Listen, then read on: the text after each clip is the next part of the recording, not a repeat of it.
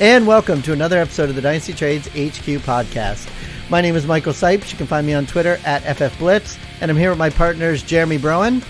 You can find me on Twitter at DynastyMadman. Yeah, I know that's a little different. I just updated it. It used to be at DFF_Madman. I just went for the flat-out Dynasty. So it's at DynastyMadman. All one word. Yeah, it's a lot cleaner looking. It's kind of cool looking. Dynasty Madman. And Shane Manila. Hey, this is Shane Manila. So Jeremy, I sent Jeremy a trade offer. I saw it. Yeah, I countered. So my offer, which was reasonable, was Michael Evans. I'm just going to bring it up right now. Sorry, trades and offers. Any franchise, that would be me. Shane sacred, right? Yeah. Manila. How do I spell my name? At DFF, okay, _Shane. 16 team. Apparently, there's a small tight end premium, super flex. You start 11 players. I offered him one Michael Evans and and a third rounder and a fourth rounder for the depreciating asset that is Jared Goff. And then Jeremy belligerently. It wasn't belligerent. He was belligerent about it, sent me a counter, said you can have Jared Goff, but you will also take Eric Ebron, who's actually unemployed, so technically he's not an NFL player at this time, and a 2025th, which, as you know, there are 16 teams. So the fifth round, that makes that the pick 30. That's pick 98. That's valuable, man. Pick 98 in the rookie draft for Michael Evans. The 107 and Andrew Locke. Better known as Drew Locke. Yes. Better known as rap artist. Yeah, so he was belligerent in that offer, and I immediately recoiled and rejected that. Well, yours is still on my page. We might be able to make something happen, but neither of us would. Well, I have two quarterbacks because I have Baker Mayfield plus Jared Goff. You Tyrod Taylor. That's all you have. Yeah, Can I say something? I want to say Certainly. something because in my inbox, I have a trade also from one Shane Manila for the exact same pieces for one of my quarterbacks. Actually, I added a fifth. You did add a fifth. Josh Allen's worth a little more. Which he just pointed out is in the 90s. No. But you know what's great? That's not correct. But no. Actually, it's in the fifth round, 16 teams. That would be 30. That's pick 80. It's actually the very last pick of the draft because Larry Monkey won the league and it's his fifth round. So it's pick 117. I'm sorry. But what's funny is I saw it when I was getting the show ready and I was looking at it. But similar to what Jeremy just said is I only have two quarterbacks as well. So if I trade one of my quarterbacks away, and you know who the one I have left is Phillip Rivers, who apparently right now doesn't even have a job. Bay. Yeah, I know. You saw what Jameis Winston did there. Breaking news: Phil Rivers is actually signed with Tampa Bay. No, he did not. Allegedly. Yeah, I could see that though. And there's just a lot to talk about in future shows going forward. Just even just projecting what will happen. So much is going to happen with the quarterbacks, a carousel of quarterbacks this year. It's really interesting. Andy Dalton, Phillip Rivers, who knows about Jameis Winston, on and on. Eli Manning retiring really isn't the peak of man, we haven't even talked about that yet. Sorry. No, we didn't get to any of it yet. Let's get to the news. I gave him a cool nickname. Ready? Go ahead. Okay, so Eli Manning announced today. Manning. Yes, today it happened. It was announced by the Giants that he's going to retire, and he's going to hold a press conference. It's just silly to me. Like, we have to have a press conference for you to tell us you're going to retire when you told us today. Like, you couldn't have just said it. So my nickname for him is Captain Average. Nice. Well, because why? What's his career record? He retires with a career record of 117 and 117. And anyone that thinks he's a Hall of Famer is incorrect. I won't say you're stupid. I will just say you're incorrect. The only reason his numbers look decent is because he played for 16 years So his counting stats look good. The reason I made that breath noise is way back when, 2 years ago when we started the podcast, we talked once about whether he was a Hall of Famer. And people were saying he was just because he had 2 Super Bowl rings and 2 MVPs from those Super Bowl rings. And at the time, I remember it was a big debate whether we thought he should be or not. And that was 2 years ago. I still thought back then he shouldn't be, but based on that criteria, that means Doug Williams should almost be a Hall of Famer. Exactly. Trent Dilfer should almost be a Hall of Famer. Nick Foles. Well, no, he only Nick won. Foles is a Hall of Famer. But I'm just saying, that's what people were saying at the time, and we were saying that it was no good. I did see one of the best tweets I saw today was somebody said something about, it doesn't matter about any of those records. He should have, his birthday should be a holiday because he beat the Patriots twice in Super Bowl, and he stopped them from having a perfect season of 19-0. So it's just true, for those reasons, that is his one claim to fame. I mean, 3 different things, but I mean, beating the Patriots because nobody else did. Beating the Patriots is really his thing. That's it. That's all he has, and that he's Peyton Manning's brother. I mean, otherwise, that guy is, like Shane said, kept in average. I mean, I don't hate on him like a lot of people do, because he did make some receivers relevant that probably wouldn't have been, but I don't think that speaks to his quarterbacking. I mean, he kind of needed to do that. He had to pass to someone. I just think he's the most average guy ever, and he had a couple of good ends to a few good ends to a few seasons, trying to impress his brother up in the press box for those games, I think. But I mean, just it's absurd that they talk about him in the Hall of Fame when there are so many great, memorable do-gooders, players out there that still are trying to get in. I mean, that's the thing. Like, it's because he's a quarterback. I don't care if he gets in, I guess. It's not going to hurt my feelings or anything. But I do think there's double standards with the positions that people play that get them into the Hall of Fame. Like Shane's pointing out, he's so freaking average. It's absurd. Famous for Eli faces. Well, that's the best Eli thing face. about the guy is his nonverbal communication is classic. but it's also, Just it's, every time you look at him, like this noise comes to mind. Do, do, do. Eeyore. Yeah. it's all. Sorry, Michael. That's okay. It's also politics too.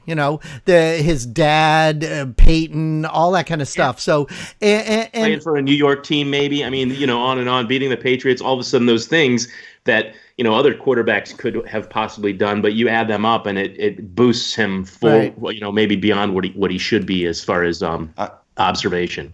I'm sure he's going to get into the Hall of Fame. Sure. I have no doubt about it. Yeah. And whatever, at least he did beat the Patriots. That's true, because Patriot fans are horrible now. They would be completely insufferable then. Oh, I know. If they had I never two more pulled for the wins. Giants, but I did root for them to beat the Patriots. And when they did it, in those few years, I was actually happy, because the Patriots normally, when they get that far, they win. At the time, it was funny because Michael Jr. was like 5 years old or whatever, and people would ask, "Who's your favorite football team?" And he would say the Dolphins and the Giants, and people would always say, "Why the Giants?" And he would say, "Because they beat the Patriots in the Super Bowl." And he was like a 5-year-old kid, but he would tell that to people. Good kid. Yeah, Good kid. exactly. So the other news we had was, it looks like we have a hiring over at the Jags. Yeah, You're a Jag. That's not yeah, nice. you're a Jag. We're a bunch of Jag-offs. But they have a new OC. What do you guys think about that? I saw that today, right? Jay Gruden being hired, or maybe it was last night, offensive coordinator for the Jaguars, and I did get a bit excited because I'm thinking about the mustache ride down there in Jacksonville. I mean, Shane, I know Shane how he feels about Nick Foles. He probably will already tell you that Nick Foles should be backing up Gardner Minshew, but I really think that's true. I think they should go with Minshew, but the excitement is Jay Gruden coupled with this mobile, scrappy quarterback. I don't know if anything will come of it, but it seems like a recipe for success, like a match made in heaven kind of setup. What do you guys think? I mean, I got excited for sure for fantasy football. So I just, I jumped on the whole, the internets. Somebody did some research on this one. Yeah, so I just wanted to see, how his QBs have fared. So out of a 9-year career, and I'm not counting the Arena Football League, because why not? I could not find fantasy stats on those. But I will say that his quarterbacks routinely threw for 50-plus touchdowns. And Andy Dalton, I know he did well with Jay Gruden. As part of the reason it propelled him to becoming a head coach was the success that Jay Gruden had in Cincinnati. So Dalton did look good during those years. Like those were the only years. He had his best year with them in 2013, but he also had a QB 13 season in 2012. Kirk Cousins played 3 full seasons under him, and he was the QB 11, the QB 6, and the QB 7 in those years. Wow. And I took out the quarterbacks that didn't play 10 games because they don't count. Sorry, if you can only play 9 games, I'm not going to count you for a season. So I think it was 2017. Deshaun Watson would have dropped down to like the QB 9 if you added in the injured guys. But either way, even the quarterback 11 year with Cousins, 6, 7, and 11, he placed those 3 years. Well, 11, 6, and 7, and then 21, 13, and 7. But 5 of those 6 years you have there are top half, fantasy quarterbacks. Yeah, and you figure, he's had QB1 seasons in 4 of the 6 seasons. So what I started to say is he's had 6 seasons where only one quarterback has primarily started for him. He's also had seasons where, he had the 2019 season where he got fired, so I didn't look at that. And the 2018 season when he had Alex Jones, Colt McCoy, Trigger Jones, Happy Gilmore, and Slappy McGillicuddy at quarterback. So I didn't look at that either. Yeah, and then the 2014 season, I don't know. I forget what that was. That might have been RG3 played a little bit, and then Cousins played a little bit. But yeah, so he had 6 seasons where the quarterback started at least 12 to 15 and 16 of the games. And 4 of those 6 seasons, he's produced a QB1. So that's not bad. So based on what you're saying, then Gardner Minshew's value is going to go up. Hey, whoever the starter is down there, because they haven't given any indication as to who is.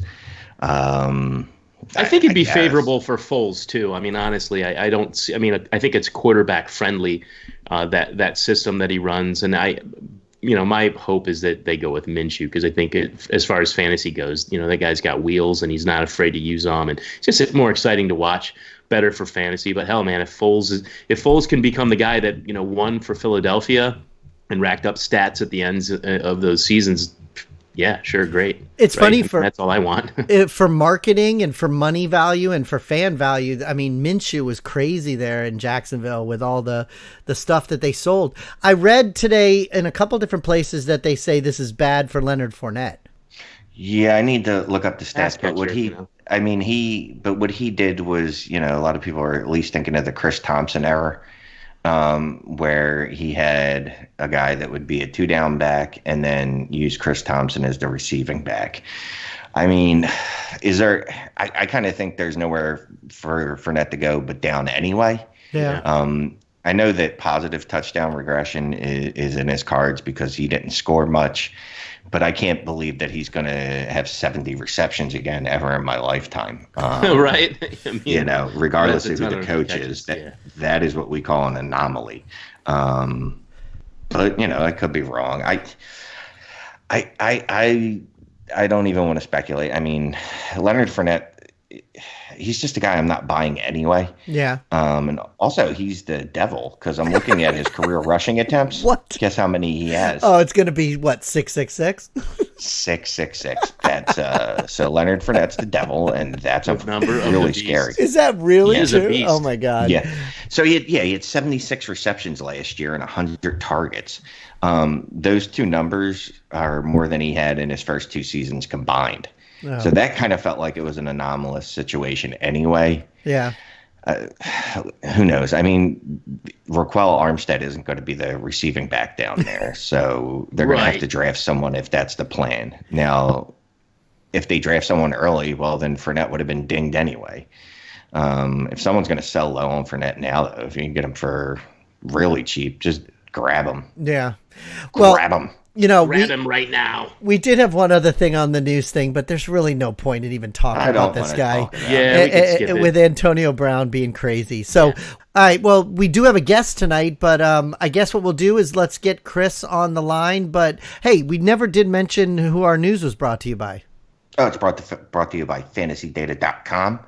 If you're looking for advanced metrics and advanced efficiency stats, check out fantasydata.com and sign up today using promo code TradesHQ. Sweet. All right, let's get Chris.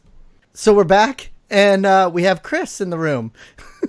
So Chris, Yes, we do. Yeah, but I'm just laughing Allen. because things that people didn't hear when we were all talking. Oh, wait. Shane wants to introduce you. He's already told us like 3 times. Go ahead. At Chris Allen, FFWX. He's a writer for 4 for 4. The number 4, word 4, number 4. Also a writer for Number Fire, all one word. And he is the co-host of the Dynasty Manual podcast with Adam, who hopefully won't join us tonight. Oh my God! I do. I don't know why Shane wanted to introduce you. I don't know what Shane. First of all, he wrote that. Right now. Chris is a great follow on Twitter. A great guy. A really superb analyst. Fun to compete with in fantasy leagues and dynasty leagues, and applied mathematics. You got to tell us about that. No, it's really boring actually, because it's really just it's taking mathematical concepts and just applying them like with real world application. So most of the stuff I teach like has to do with applying it to like business applications. So it can be something as simple as talking about like finance. It could be as simple as talking about like how you process data, but at like a very basic level. Like I talk about level. Most people would say at a practical level. In lay person terms, kind of math. A lot of it's like a lot of it's geared towards business because that's the easiest thing for a lot of students to, I guess, to relate to. Understand, so if we're talking about like calculating like gross earnings and stuff like that, or even doing like the basics of taxes, like it's just stuff like that. We're happy to have you on the show. People might not know it, our listeners may not know it, but you're part of the Ohio Fantasy Football League, the Dynasty League we started with a bunch of people, Ian Hartitz, Bob Long, so many people. I'm not going to say who won it because I don't want to brag about myself, but I do want to say that it was a very competitive league, and looking forward to the rookie draft when we have our barbecue. You might not know how good you are at barbecuing and brewing beer. I know we made some jokes early on. Yeah. Anytime Jeremy wants to mention that he wins something, he always prefaces it by saying, "I don't want to brag," and then he says it. And then I brag. So, Chris, with what you teach and everything, did that help you get the jobs that you have now in the Dynasty community and everything? Do you use any of that for what you do? Chris and no, doesn't believe in because market share.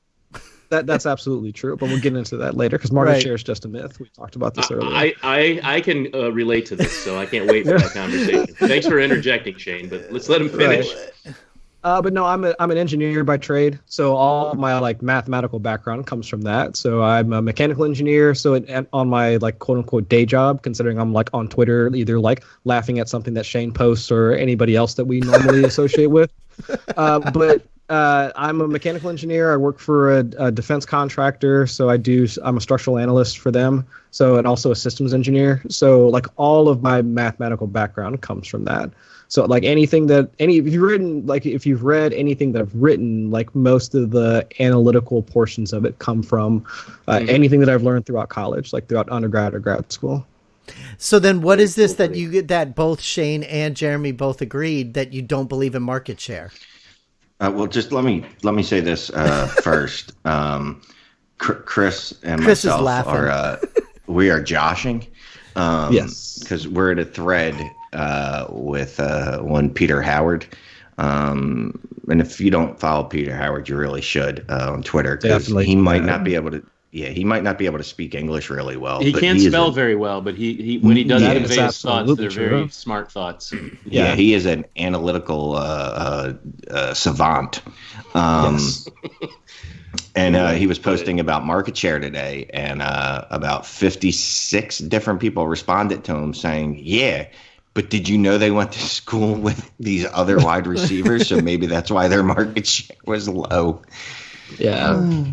So we decided to troll Peter a little bit. So if Peter ever listens to this show, I hope he knows that me and Chris really don't believe in market share. We do believe it's a myth. Right, it's absolutely a myth. I think I put in there, it goes like Loch Ness Monster, Bigfoot, and then college market share. I mean, those are myths. Analogy before too. That's the greatest. I mean, they're absolutely myths. We do not know if they exist. Yeah. So wait, you don't believe in market share, Jeremy? Yeah, I do believe in market share. I believe also that there are holes in the metrics that use it as a predominant factor. It has failed, and guys like Chris Bean I'm not sure where it's at because I'm not a mathematic guy. I'm not a mathematical person. I use data. I also watch tape. I understand football. I combine those two things. There are things I don't understand, but I trust the data that comes out of it. And it's led me to things like Juju Smith-Schuster, Michael Thomas, and other players. In the case of players like Michael Thomas, whose market share wasn't, exactly what you would want it to be, and even from Ohio State as well, Terry McLaurin. But there are players that sort of break the mold, and the only thing that a guy like Christopher Bean can use to describe the failure to identify those players is they're outliers. Well, yeah, they are outliers in that data set, but why? What are you missing that's not letting you see that these players, with all the other things that they bring, speed, athleticism, and other numbers, why that's market share is, I guess, weighted more than those, like the ratio of market share to those other things. Why does it not let you see with your data sets those players are as valuable as the ones with market share? There's something going on that I can't put my finger on. Raw numbers. No, I'm not looking at the wrong number. No, I'm telling you. I'm not looking at the wrong number because I'm seeing those players. I'm saying that those numbers when I say that are being you, looked at I'm speaking value about the market collective share. you. No, calling Terry McLaurin an outlier. You're naming saying one he's guy. an outlier in that data naming set. one guy out of 1,000. That's why he's an outlier. You don't understand what outlier means? No. He's an outlier based on market share. My God. Well, he's also an outlier on a bunch of things, breakout age and things like that. But talking about an outlier in market share, the two of us talking about this is like two meatheads trying to figure it out. We actually need Chris to talk about it, not you. I love that. I love that Chris explain this to all of us and our listeners. And Shane, he likes data, but he does struggle with math. So make it talk slowly. Well, I would say that with the argument behind market share, I think it makes sense, like the side that you're coming from, Jeremy, in that you can't take just like one number and then that just describes like an entire prospect. I don't think anybody really believes that. Yeah. But on that same, like pulling on that same thread though, there should be some thresholds that you would expect like some players to hit. So even in the case of like Terry McLaurin, Michael Thomas, or even if you want to roll back to last year when we were talking about like AJB, like DK Metcalf, and like guys that were, I mean, just like legitimate NFL prospects, but like their market share numbers really weren't like just like sky high, with like they weren't hitting like some of those thresholds that we were saying like, okay, these guys are going to be, or once they hit the NFL, they're going to be wide receiver ones or whatever. So I understand the idea that there needs to be context applied to in some cases, but at the same time, again, if they're not hitting those thresholds now, because market share does account for like the entire like the team's target volume and all that. Uh-huh. But if they're not hitting those thresholds now and they're going to the NFL to compete with other elite like wide receivers, or at least let's take that back. Not elite wide receivers, but let's just say other prospects or other talent, that should be at the professional level, then at least I think there's a cause for concern. Now, who's the guy that we were talking about? Shane? There's some pause there. It was just our buddy Christopher Bean, who is really good with numbers too. But his explanation for some of those, for some of the players with market share is that they are outliers. But we're talking about MS alone, not all, not every. He's not an outlier, period, obviously, but an outlier in the case of market share. And I don't argue with really his term. I'm just saying that explaining it that with that player being an outlier really doesn't give enough. It's a way to explain it away without explaining it. Yeah, I would agree with you. I mean, it's just kind of an excuse, but something's missing when he's talked about as an outlier in market share. I guess that's my thing. There's a but at least in Terry McLaurin's case, I mean, they were like his athletic metrics, they were off the charts. So at least if you have, I mean, with the speed and all that, I mean, I think from an athletic testing standpoint, there should have been at least enough there in other areas that could have led you down the path to seeing him be at least a decent wide receiver. And then lo and behold, I mean, we saw his rookie season. I mean, depending on which phase of his rookie season that you wanted and efficiency, and there are lots of things to look at. And so while I value market share, I'm just saying that it's like you pointed out, there are other factors you have to look at to give that more context than just looking at, if you were to just look at, a chart and tables of market share data. There's got to be something to lend to shed more light on that than just looking at it alone. That's all I meant. No one's looking at it alone, though. You're looking at it with draft capital and things like that. But you don't need to look at tape for any of it, though. I mean, if we're being quite not for market share. No, I'm saying for anything, for any prospect, you don't need to watch an ounce of tape. But anyway, we were talking about Henry Ruggs. Yeah, because that's I think he was at like a 16%. Yeah, 16, 17%. Something low. Yeah, somewhere low, and that's actually what Peter tweeted out. And as soon as I saw him tweet it out, I was like, "Ooh, this is going to be fun." So I retweeted it. Yeah. And as soon as I did, like 13 seconds later, someone was like, "Yeah, but he was in school. He went to school with, or he played with Jerry Jeudy and Waddle and I forget who else. Thomas Devontae, right?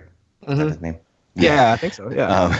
Like 15 different times they came at him, and then a couple people noted that, but if he's on a high, that's not fair because he might be on a lower volume offense than another offense. So those are some of my favorite threads with him and others that have to defend themselves when the masses come. But those are pretty entertaining all across. And this time of year is the perfect time of year for it. Oh, yeah, that's when folks like Peter are perfect for, I think at the very least, not necessarily contextualizing things, but at least giving enough historical references that back up his arguments. Like when folks come for him with arguments like, well, they're playing with other NFL prospects. Well, you can just roll back a couple of years and be like, well, we've seen other examples of prospects playing with other NFL prospects that have been good. Right, so many different offenses, but yet they were able to hit those thresholds or at least give us glimpses of those so that, the argument really doesn't hold true in a lot of cases. And so I'm not on the side of those guys arguing with Pop out either, for sure.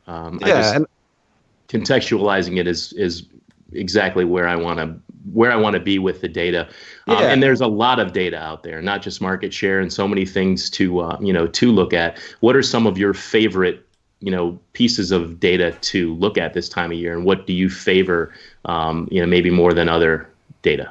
What do you look at? Because the only real things that we have at this point, because we don't have things like 40 times or like athletic testing and all that. You can use you can use tape to kind of give you an idea of what they might run from a speed perspective, and you can even see in some cases, especially for running backs, like what their agility might be. But at least the things that I'm looking for, market share for sure. I try and see, I don't think there's a lot of it out there. I know people have started taking stabs at it, but if I can look at air yards or at least get an idea of what their air yards were, so at least I can find out what type of receiver they were. And then also, I think those are the two key points, at least for me, because at least the players that, or at least the types of players that I mostly pay attention to are wide receivers. That's just been my preferred position to look at. That's just more because I like the nuance of the position, because you can have, a bunch of different types of wide receivers. Where I don't really see that nuance in other positions. So I've just preferred to follow wide receivers. That's just my thing. Chris. Let me ask you this, and I think I know the answer to this due to your leanings. What's your favorite metric? Expected points added. So I was wrong. Expected points. I was going to ask you if that's what you're going to think, Shane. While it's not a predictive stat, I think EPA gives us the best, the best descriptor of how much that play was worth, and it translates across positions, right? You can look at, using down, distance, all the different points that would wind up going into the model in order to figure out how much that play was worth, and I think that's probably the closest we're going to get to figuring out the true value of a play. So I know a lot of folks, I think some folks wind up looking at, impact plays and juke rate and break, all that other stuff. But I think when you look at EPA, I think it really gives you just the true value of how much that play actually added to the game itself. Because I think when it comes to the, the whole running backs don't matter, conversation, and defenses, any of those doesn't matter conversations. But if you go back and actually look at the plays kind of surrounding the ones that people want to highlight the most, you can just look at it. Okay, well, it added 4 or 5 points play. So that was actually that was really important. That was a good play. It did matter, right? It did matter. That actually did matter. I think EPA calculates that, and it gives us one value that gives you, I guess, a good description of how much that play actually mattered in context. But how does that translate? But how does that translate to fantasy though? To points? Right now, it doesn't. Right. I mean, that's what I'm saying. It doesn't. Yeah. Yeah. But you can look at you can look at something like Scott Barrett's got expected fantasy points. Mm-hmm. I love that. Yeah. But again, it's not a true fantasy stat. Right. It's a fantasy stat. It's expected fantasy points. But I don't feel like explaining it to you. Just read the article, but it does translate to fantasy. It tells you. I mean, it's a good thing to look at when you're looking. Explained this to us a couple times, so and it did that for you. Right, but I'm talking to Chris about what he just said is his favorite thing. I'm not talking about what Scott says. I mean, you do sound really smart right now, but let's not stop. We're talking to Chris. I'm trying to ask. I'm asking Chris how that. We're not going to accept your answer. We would like a fantasy related one. No, that wasn't the. No. Your answer's fine. I was just asking you. You said that's your favorite. So I'm asking you, how does that translate to fantasy is what I meant. If that's your favorite in just real world, then that makes sense. But how does that translate into fantasy is my point. So at least for me, the way that I look at EPA and try and translate it to fantasy is that so for players that I'm interested in, or for over at 444, I do the quarterback streamer article each week. Oh. So I do try and look at EPA, the EPA per play, and also total EPA throughout games to try and sort through the quarterbacks that I think have the likeliest path to being a QB1 each week. So if they are players that, while they might have popped the week before, or even if they struggled, I do try and go back and look at what their EPA per play was in order to figure out, okay, well, how are they struggling? If there was something against the defense, or was it because of drops? So the EPA is a part of my process to determining whether or not a quarterback actually was adding value to the game, or if they just weren't playing well. Because I think a lot of throughout, I forget which weeks it was, but it was shortly after the first couple of weeks after the whole I'm seeing ghosts thing with Sam Darnold. I went back and took a look at his EPA, and you can kind of see it was trending up, but these yardage totals weren't really there, and it just wasn't translating into fantasy. But you could see if you looked at his EPA totals throughout, they were slowly coming back. And then it wasn't until probably weeks 9 and 10 when you really started to see that translate to fantasy. But if you went to EPA, you could see that was starting to slowly starting to trend up, and then his fantasy scores wound up catching up to it later on that week, or later on in the season. So it was one of those where it's again, EPA is not a predictive stat. But if you start to see a trend in EPA, you can kind of start to connect that to fantasy, farther on down the line, if the trend continues to hold. See, that's pretty cool, because the fact that you use that to write that article about the streamer players, what else do you do at 444 and with your other writings? So for 444, you said you write the streaming quarterbacks. Is there other things that you do there as well, or is that your main thing? Well, actually, so the story behind that is that I got picked up for 444 because of my interest in writing about weather. So that's where the analytical portion. So that's the FFWX in my name as fantasy football weather, and that was the part that really interested me, or got me into the industry. So I started writing about weather. This was probably 4-ish seasons ago, and just talking about its effects on fantasy. And so there was an article written by Brian Burke, who's the chief analyst for ESPN. He wrote an article back in, it was 2012 or 2013, that the gist of it was that adjusted yards per attempt, it had a pretty steady drop off as you increase in wind speed. But my thing was, okay, well, if that's not the end all be all, I figured there had to be quarterbacks that were either above or below, and I wanted to kind of flesh that out a bit more. So I actually emailed about him, not knowing who he was. I had no idea he was just this big wig over at ESPN or anything like that, or who he was. He's essentially the father of analytics. Ben Baldwin, nice. I know Josh. the name, yeah. Yeah, Ben Baldwin, Josh Hermsmeyer, all those guys look up to Brian like for just thoughts on analysis and things of that nature. And I was just like, well, screw it. Like, I just read his stuff, so I'm going to email him about it. So fast forward like 3 seasons later, Luis, who's the content manager for 4for4, he approaches me about a job. He was like, well, yeah, we just want to bring you on to just write like a few weather pieces, and that's it. He brings me on and also brings on a guy by the name of Elliot Christ in order to do some research articles.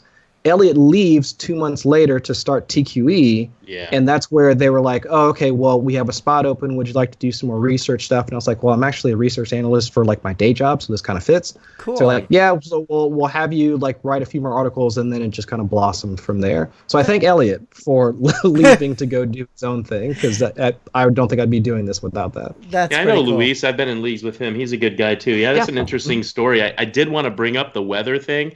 I know we had all these great questions. We could talk to you forever, so I'm glad Mike asked about your background so we could get to that, because I think that's just an interesting, really interesting, unique story.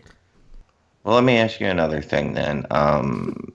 That I actually had a question, and now it's completely. What round? So, okay, here we go. That's what I was going to ask you. Where do you think round NFL draft does a player have to go in, especially wide receivers, because running backs are different? But say, what is your cutoff where you're like, all right, I'm out on that wide receiver? So, like last year, Hakeem Butler fell to the 4th round. It was like 4th, yeah.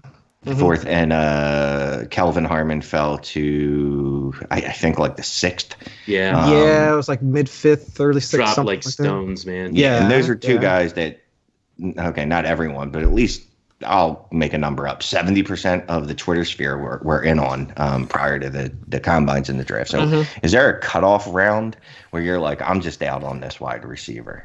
I think it's about there, to be quite honest with you. It's probably around like that 5th round, where I'll probably reassess like my original take on them, because regardless of how the combine, like how they might have looked at the combine, or even going back to like their college production, I mean, if teams have really passed on them to the point where you're looking at a day 3 like type of pick, well then there must be something that we've missed.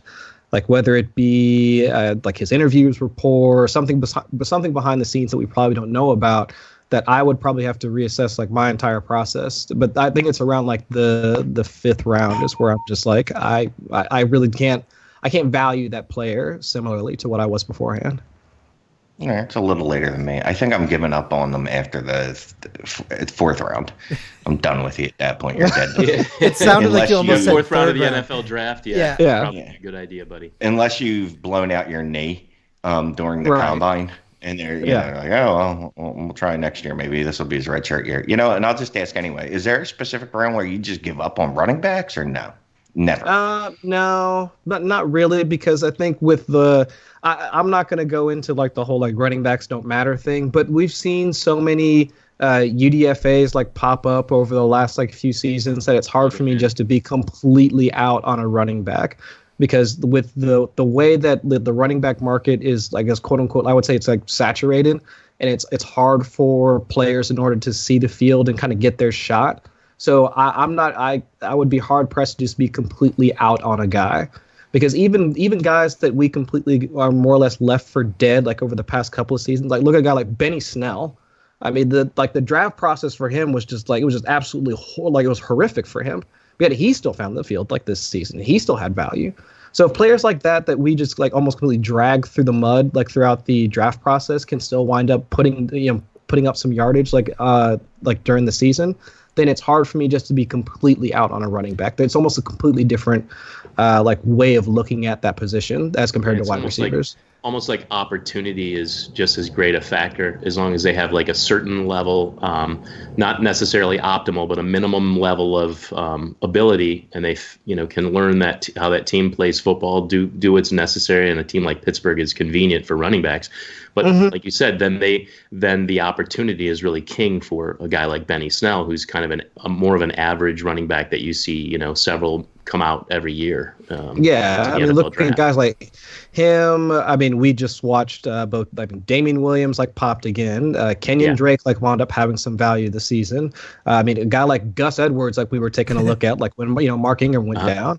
I mean, there's so many guys that just wind up popping just because the opportunity is provided to him, whether it be from injury, trade, or whatever. That it's just hard for me to just completely write a guy off, because if you look back, I mean, even at his college production, like might have been okay.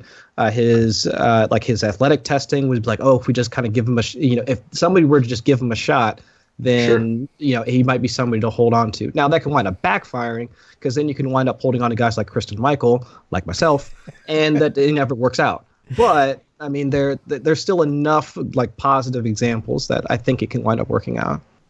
Usually, Chris, when we do our show sheet, we have some ideas of what we're going to do, and then we start recording and we go in a totally different direction. So even though when we spoke to you earlier, we said we were going to talk about startup draft strategy, we started the show with going on to trolling and doing all that other stuff. So those were great questions from Shane. We generally keep him on a much shorter leash, but since it's Wednesday, we decided to get a little loose with things tonight.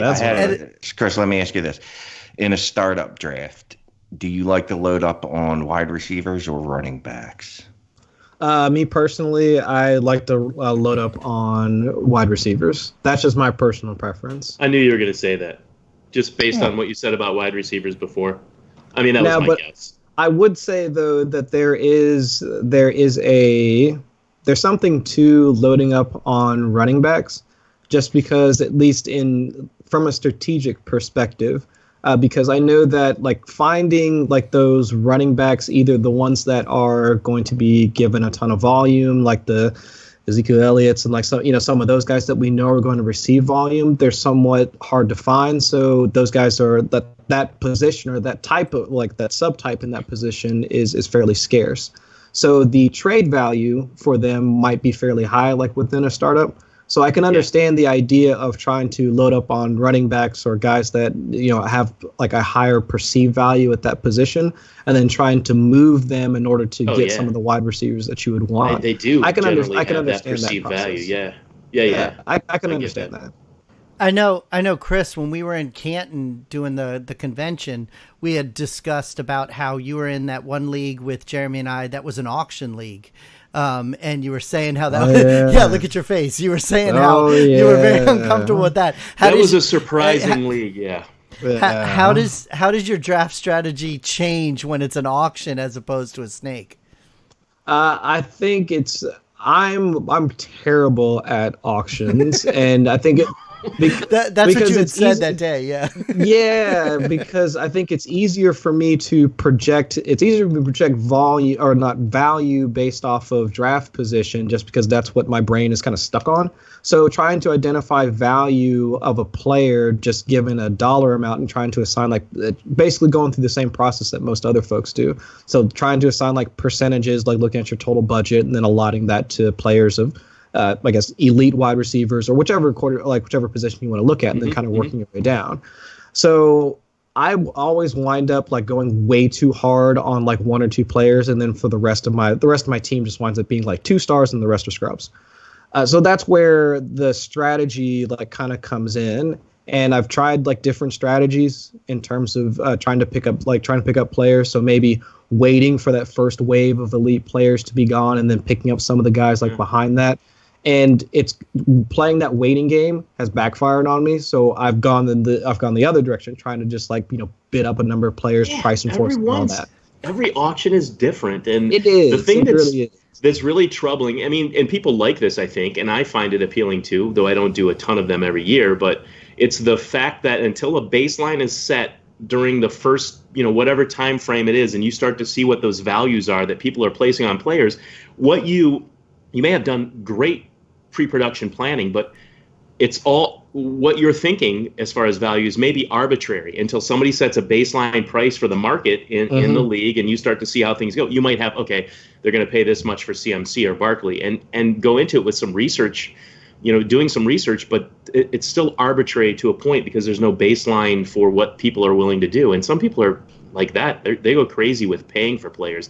I love to be in them when they go nuts and overpay for the top guys, because you can do that sort of wait and see, hang back and just, take your chances and cherry pick a little bit. But if you wait too long, when's the right time to jump in? It's fun. That's part of the appeal to me, is that it's always a little bit different than a more predictable snake draft. Yeah, and I think that's where I like doing them, just for that unpredictability. But at the same time, I'm the one left holding the bag when it comes to overpaying for players, like missing out on a guy. We all do that. Trying to bid that $1 extra to try and price enforce a player, but then you wind up getting stuck with them because nobody wants to outbid you, so you're just stuck with paying I guess $150 for George Kittle on a $200 budget. Like, okay, great, like that's sweet. a bit much.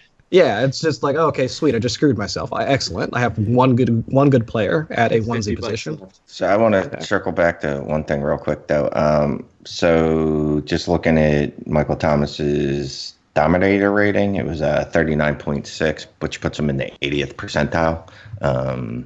So maybe not his market share. It was I got to learn how to read Peter's charts. I can send him some questions, but his Dominator rating was certainly high, so that's something people could have pointed to. But yeah, Chrissy, that's where your analytical brain hurts you in auction drafts, because there's guys like me that are just like, you know what? I don't give a fuck what I'm supposed to pay on this guy or how much I'm going to have left. I'm getting him. Yeah, I think it's an equalizer too. The auction drafts for people from varying backgrounds, whatever they might favor their drafting style. When you get into an auction, it's kind of an equalization effect because things don't fall into place, like your predictability and ADP and those kinds of things don't happen, and you have a marketplace now. And I think that's what helps. If you're savvy, you can almost always come away with a really good roster. Like Chris said, either, if you're not going to go eager, just kind of wait and see, and at least not too long, but wait and see and then make your move. I've done well in them, and I didn't expect to.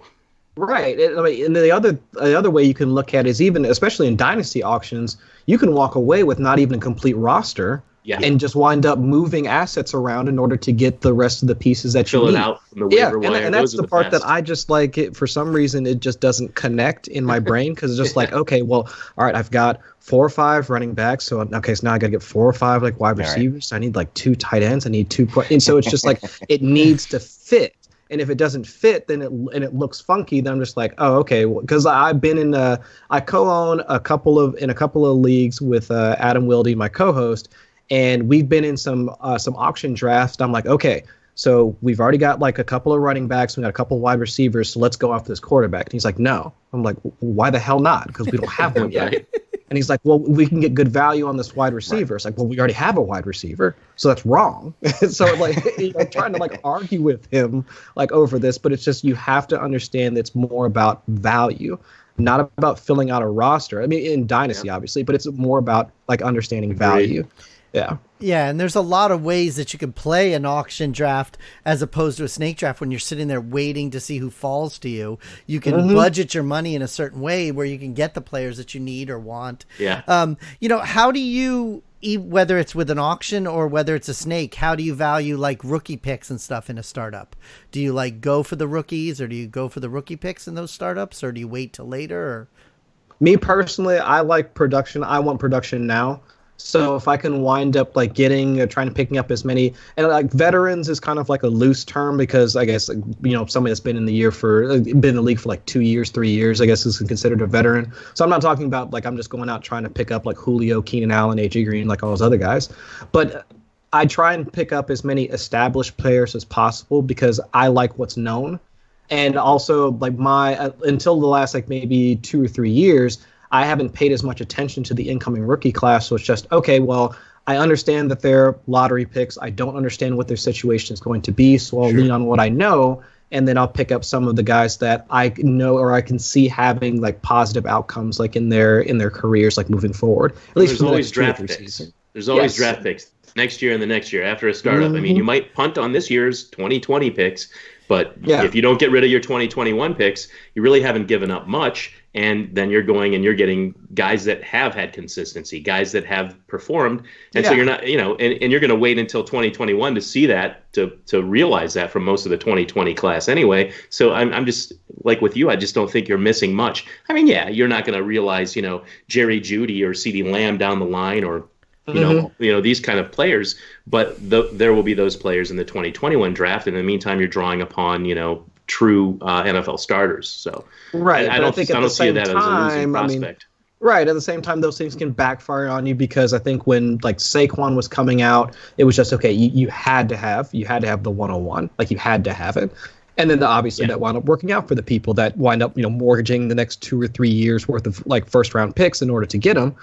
But I mean, at the same time, it's understand. Again, I think it goes back to what we were talking about with auctions, understanding not just the value of the player, at least as they are right now, but also what we can project into their, I guess, near future, like 2 to 3 seasons, just based off of the talent that they're able to show in college. Yeah, it's funny because Jeremy talks about the picks, and we've talked about on the show about, especially in a startup, trading away next year's picks to be able to get players that you can have now.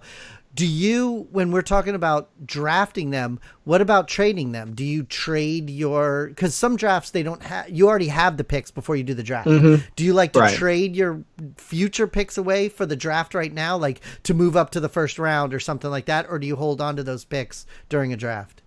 I've usually done that where it's just I'll trade away some of my future picks in order to just like make some more current picks so I can pick up some more, either a couple of guys that, let's say if we're in the 4th, 5th, or 6th round of like a startup draft, like somewhere in there. So I can pick up some younger guys that are like either established or at least have like the arrow's kind of pointing up for them. They're ascending assets.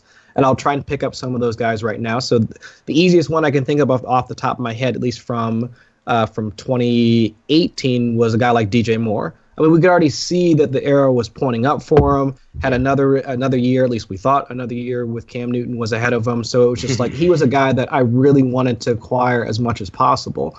So for him, it was just like, yeah, I'll mortgage like another like a future pick so that I can try and pick him up like right now. And then of course that's one that wound up working out. I mean, the same thing for another guy like Calvin Ridley. Again, saw the arrow pointing up. I mean, he's in a fairly in a good offense, attached to a good quarterback.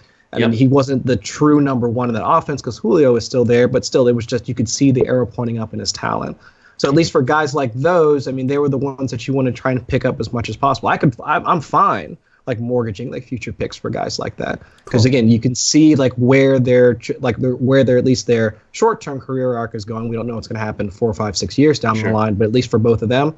Yeah, I'll mortgage future picks for guys like that all the time. Just a sidebar, it was great, Calvin Ridley with Julio Jones, because it was nice to finally see some talent on the other side of the field so that there could be some synergy, which obviously down the line benefited Julio too in production. So, that was just a great situation for fantasy football altogether. Just it sucks he got hurt, though. See, and one of the things we talk about also on the show is that there's a time and a period of time in the off season as opposed to during the season when to trade picks. Yeah. So we have, even though we were just discussing with you about draft strategies with those picks, we also have some trade alerts here that we would like to talk to you about that, Shane had a big trade where he did something similar to what you just said about DJ Moore, where he traded a bunch of future picks to get DK Metcalf. I did. Yeah. What was that trade you did, Shane? I don't know. Where's it at? It's the first one. Trade alert, you buddy. It's your trade. Oh, in the trade alert.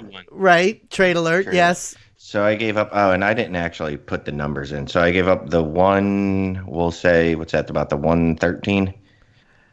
Mine is the 113, and I don't know what old school is. It's like the 110, the 113, the 226, and the 349.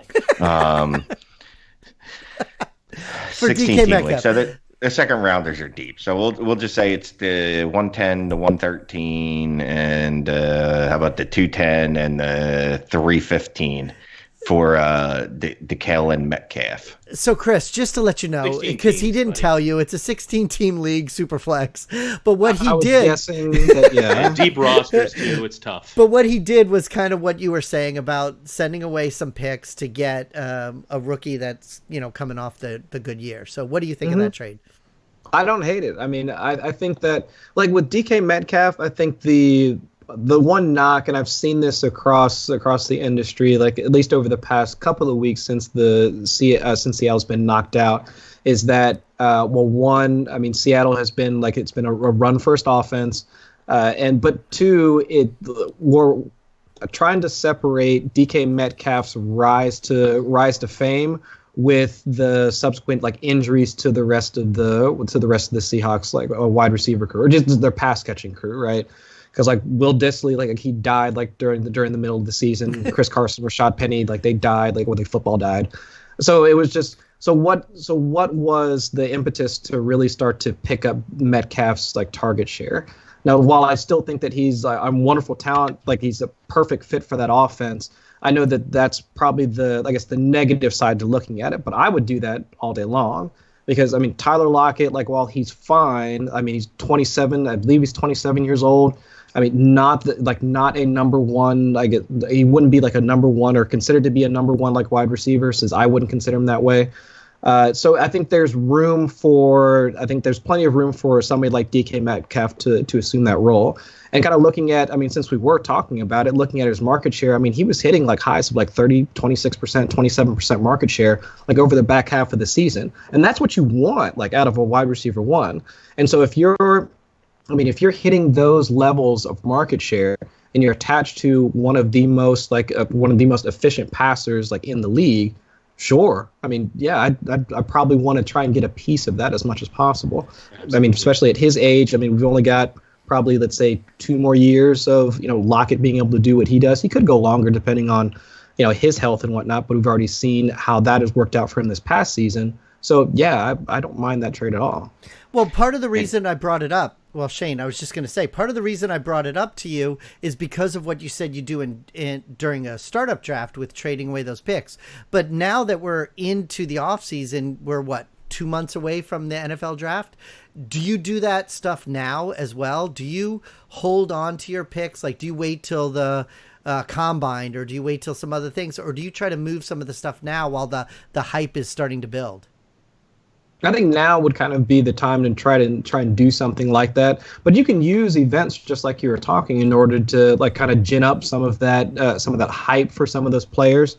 So you might, I honestly do believe that around like combine time, you might see folks like, because give it a couple more weeks and you're going to see nothing but clips or highlight clips of Judy. You're going to see highlight clips of Jefferson. Gandy Golden. I mean, all of those prospects that people are talking about now, like down at the Senior Bowl, and it's just going to be highlight reel after highlight reel. And once the combine hit, it's going to be whoever runs the fastest 40 time. That's going to be all over the place. So once you're seeing, and like especially in the dynasty community, like those guys, they're going to come on Twitter, and that's all they're going to see is retweets of 3-cone retweets of 40 times. Because we saw everybody freak out over the DK Metcalf 3-cone thing.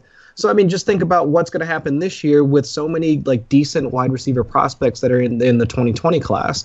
So yeah, use that to your advantage. So if you can wind up moving some of those picks because some guys are just like, yeah, I want to get that guy. Yeah, like Judy, like CeeDee Lamb, I want to get those guys. Okay, well that's fine. Like, what do you want to pay for that? What do you want to pay for this pick? Like, I've got the 105. What do you want? Yeah, it was the 112 and the 113. Is that what it was? And, yeah, 112 and 113, which, yeah, honestly, obviously the 113 would be a 201 in a normal league. All right. Yeah. I did that last week, Chris. I did that last week, Chris, and Shane didn't know what I was talking about, but go ahead. So that's applied math. Thank you. I applied mathematicals. Awesome. So DLF had an article and a series of them. They're going back and looking at ranking the draft picks throughout the decade. Uh-huh. And one of the ones they already did, they did 112, 111, and 110. Looking at 112, the best player this decade would have been Cortland Sutton. Oh. Kyler Murray would have come in at second. And then the third best pick of the decade of the 2010s, David Njoku. Wait, are you talking about for Dynasty, like as a Dynasty draft? Yeah, okay. Dynasty League football. Yeah. So he went through, he went, I think it was Ryan, he went through the last 10 years, rookie drafts, and, look at the ADP for them. Right. And the third best 112 pick was David Njoku. Wow. And then after that, he had his number. Guessed that. Yeah. Number 4, Brandon LaFell. Oh, wow. Ronnie Hillman at 5, right. Philip Dorsett at 6. Cody Latimer at 7, Leonte Carew, who was a metrics darling, at 8, DeLone Carter, who I actually had to look up and make sure was a real person. Colts running back? Who was he? Yeah. Wow. And Jonathan Franklin from Green Bay, if anyone remembers him, because I do.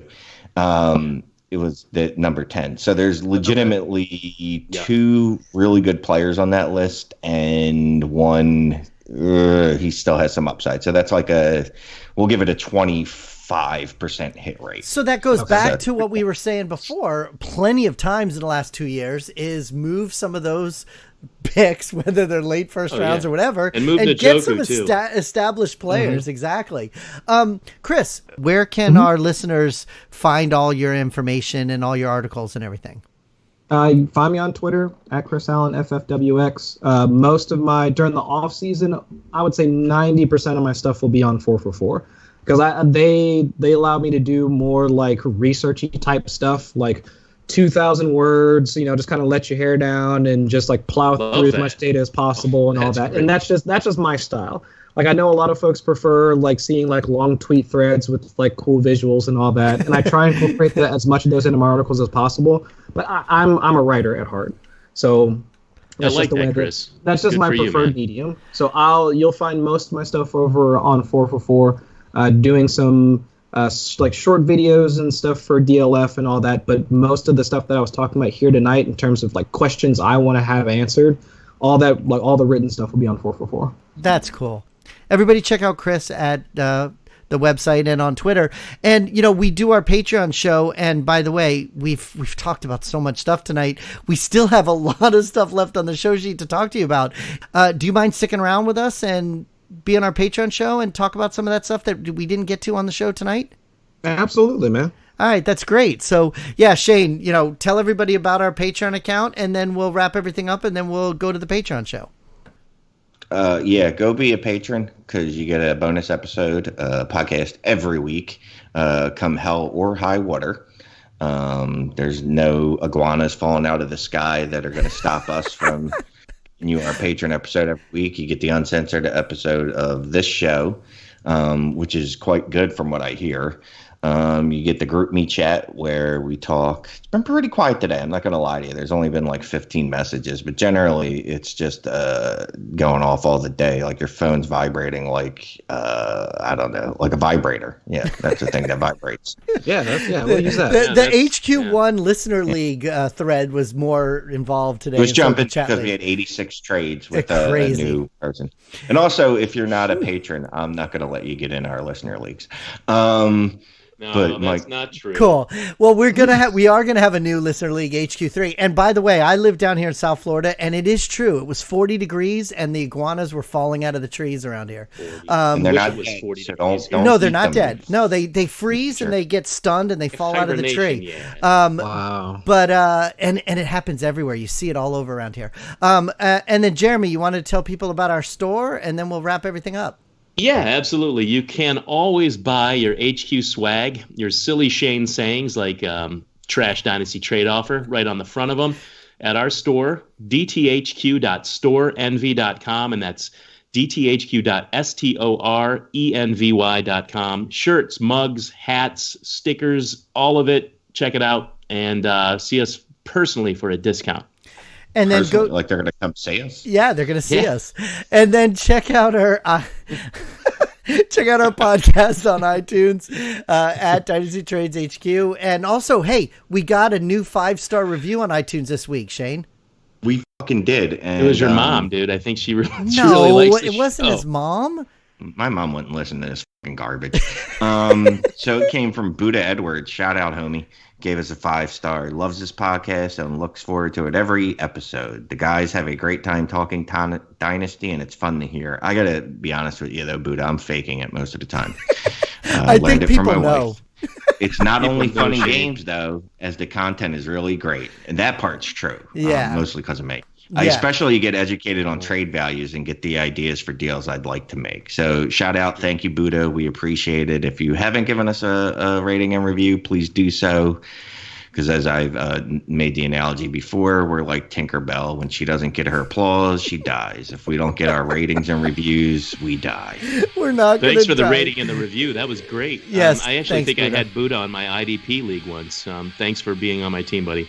Cool. Thanks, Buddha, for the review. All right, great. We're going to go do a Patreon, and thanks for listening, and say goodbye, everybody, and we'll talk to you next week. Goodbye, everybody. Bye, everybody, and we'll see you next week. Bye. Bye.